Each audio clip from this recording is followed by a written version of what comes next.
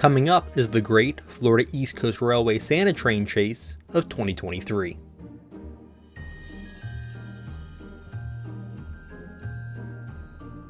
For this year's Christmas train, I decided to go crazy and chase the train for as long as I reasonably could, which ended up covering over 200 miles and 12 locations from Ormond Beach to West Palm Beach. My day started in Ormond Beach as the train slowly made its way to its next stop in New Smyrna Beach. The first stop of the day had been in St. Augustine, and enough padding was built into the schedule to handle the variety of crowd sizes, allowing the train to make a leisurely run at low speed, which also allowed me to catch it as many times as I did.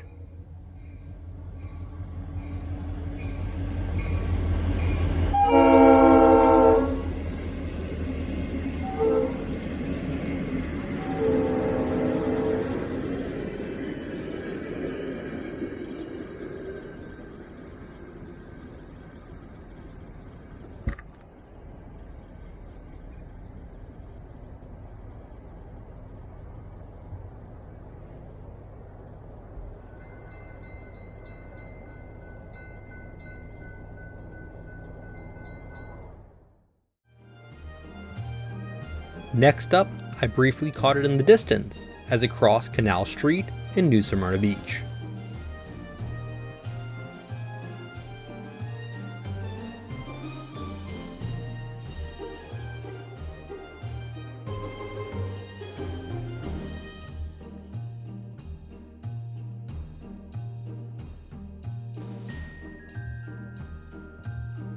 The New Smyrna Beach stop was at the north end of the yard in town.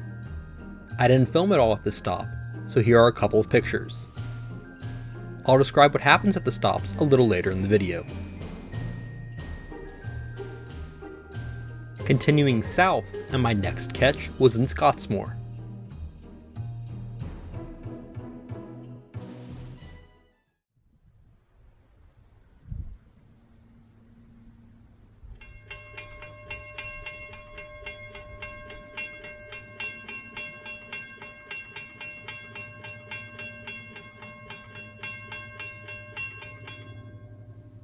I love aerial shots here, with the Indian River Lagoon in the background.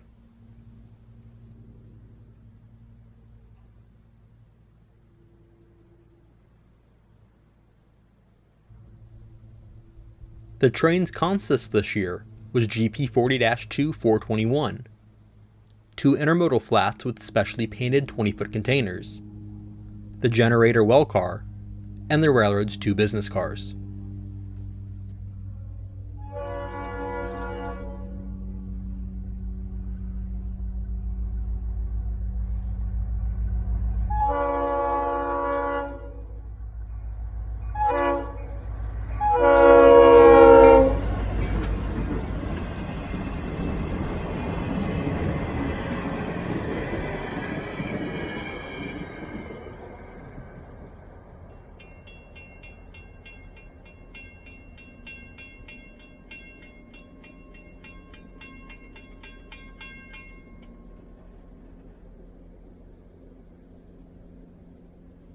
You can also catch a quick glimpse of NASA's Vehicle Assembly Building in the distance here in the top left corner.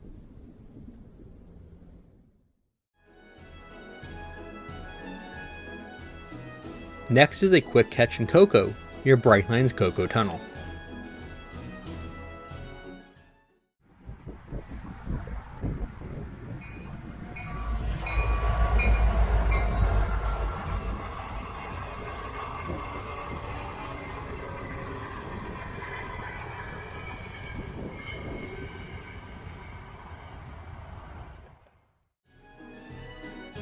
The train's Rockledge stop at Gus Hiip Boulevard was next.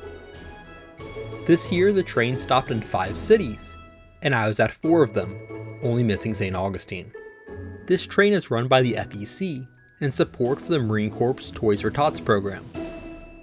At each stop, FEC makes a donation to the local Toys for Tots program, provides an opportunity for railroad employees and the general public's children to get a picture of Santa who's riding the train, and each kid is given a gift bag by the railroad. The railroad also typically teams up with the local cities or police departments to set up these stops and get the appropriate traffic and crowd control. The full duration of the stop is dependent on the number of people who show up. Here I had a chance to get a southbound Brightline train passing by the Christmas train.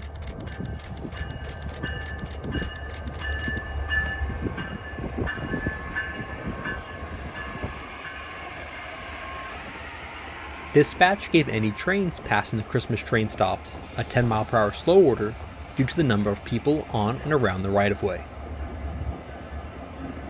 The railroad also had a point of contact on the ground, like the person seen here, to communicate directly with trains in case any unanticipated issues arose.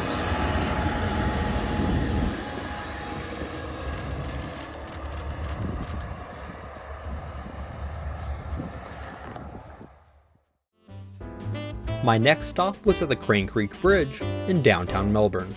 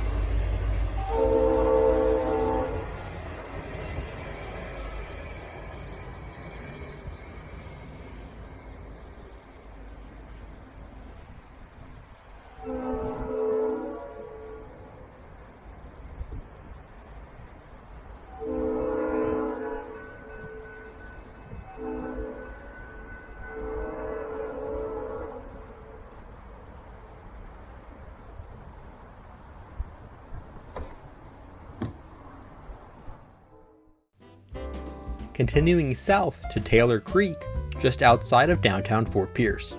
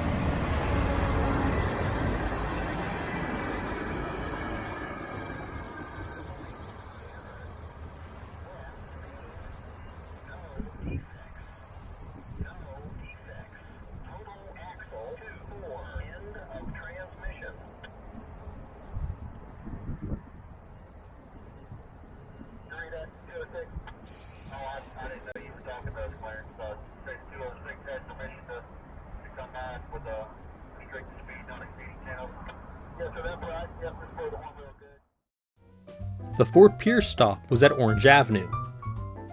I arrived just as they were wrapping up, since I waited to catch a couple of other trains at Taylor Creek.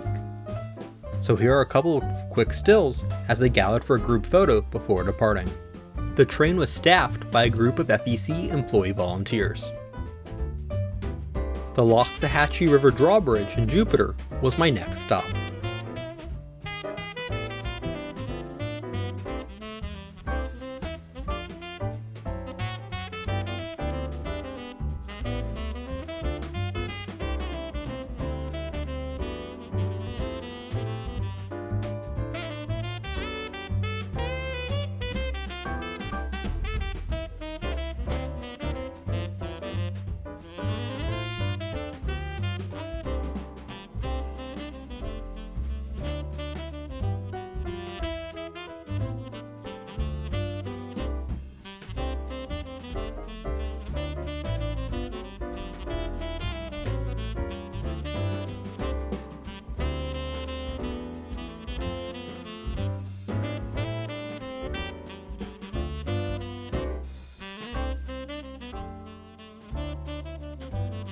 The West Palm Beach stop was held at the 36th Street crossing in the Northwood neighborhood.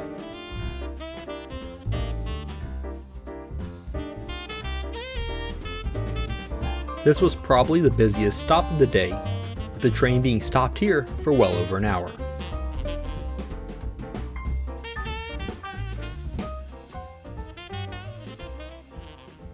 The sunset provided this opportunity to see the train all lit up.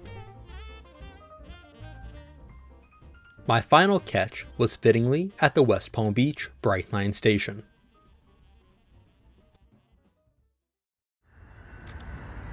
It was heading to Hialeah Yard in Miami for the night at this point.